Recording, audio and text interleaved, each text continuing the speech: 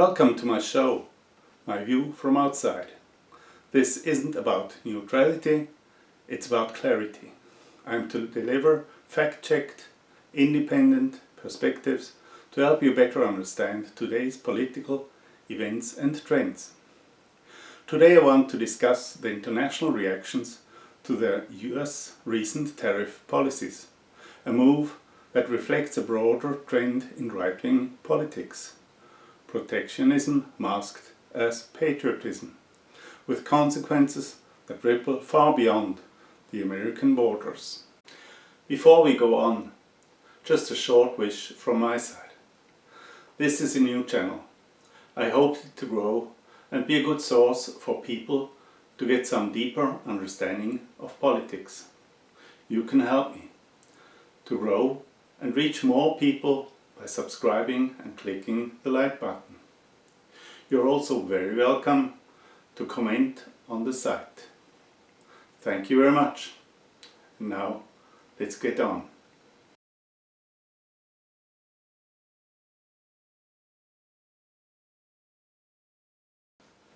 Let's begin with a short recap. The US government, under presidential direction, imposed sweeping tariffs on imports from several countries, nearly the whole world. A loosely calculated trade imbalance, resulting in tariffs set at varying and often arbitrary rates. The measures, justified under the guise of correcting trade imbalances, are in reality a manifestation of nationalist economic policies that disregard global cooperation. While officials declared these tariffs to be non-negotiable, the President at the same time expressed optimism about future negotiations. This is contradictory. Messaging led to widespread confusion among US allies and trade partners. Such actions have not only strained diplomatic relations, but have also introduced significant volatility in international markets, undermining decades of progress toward free and fair trade.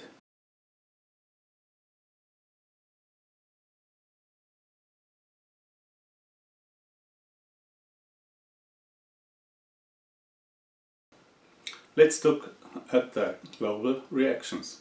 Canada and Mexico, long-standing trade partners of the US, have expressed strong opposition, although they kept the door open for dialogue. The former Canadian Prime Minister, Justin Trudeau, labelled the tariffs unjustified and promised a swift retaliation, and the current Prime Minister, Mark Carney, expressed his irritation about the constant threat of the President of the United States by declaring that he does not intend to have further talks with the US as long as he does not stop this bullying behavior.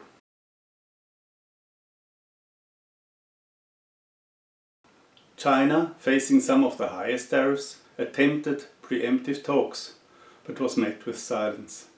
The US appeared intent on escalating the conflict. China then chose to fight back, declining to submit or to take first conciliatory steps. Instead, it has responded by seeking alternative markets and strengthening regional trade agreements, signaling a shift away from the reliance on US trade. It made clear that China does not intend to bow down before the President of the United States, but stands tall and proud.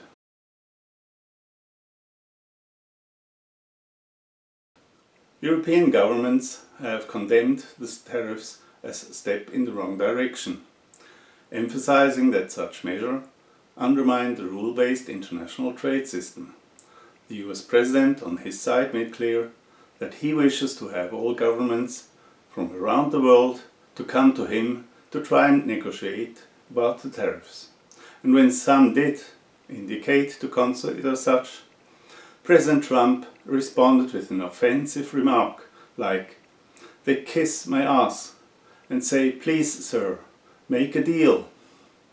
I don't think this was very polite nor helpful. EU Commission President Ursula von der Leyen made it clear the EU would respond firmly through tariffs and tighter regulations, especially targeting the US giant tech industry. The reactions underscore a global consensus. The US protectionism are damaging and unwelcome.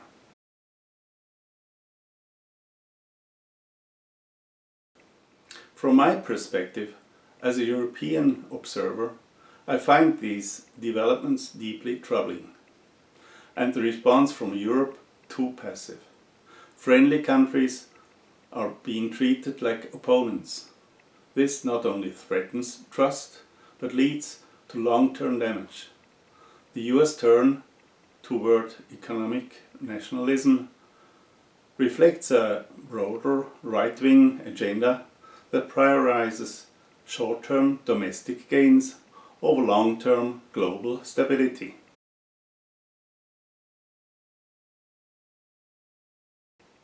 There are many people around the world, and I personally know people who actively boycott US goods and services, change their travel plans, and remove the US from vacation lists. These are not just emotional reactions, they are political signs from citizens who feel disrespected. The US might win short-term leverage, but in the long run it's alienating partners and consumers alike, and this will cost them economically and politically.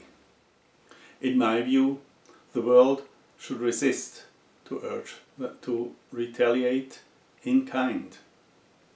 Matching tariffs may feel fair, but the primary hurt the lower income population, both in the US and abroad, who will face rising costs and shrinking opportunities. Instead, the better prioritize ethical supply response to build resilience and alternatives, support non-US tech providers to grow and be real competitors, and promote transparency in trade practices. Over time, US companies may feel the consequences of their government's behavior, not because of counter tariffs, but because of loss of trust. And this might make the wealthy behind today's uncontrollable right-wing political class rethink. My conclusion to this topic: the recent US tariffs are more than just economic decisions.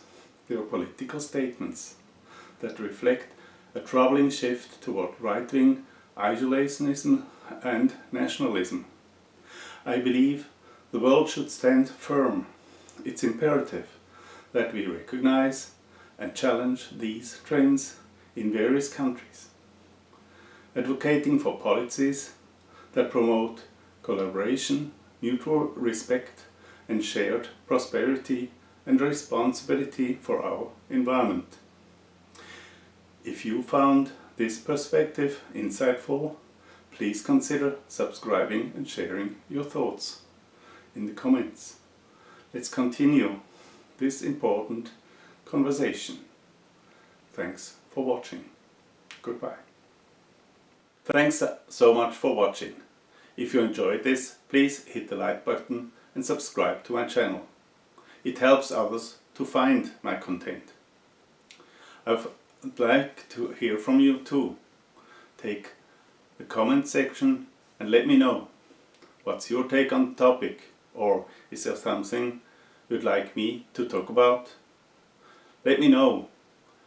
And then, until next time, stay curious.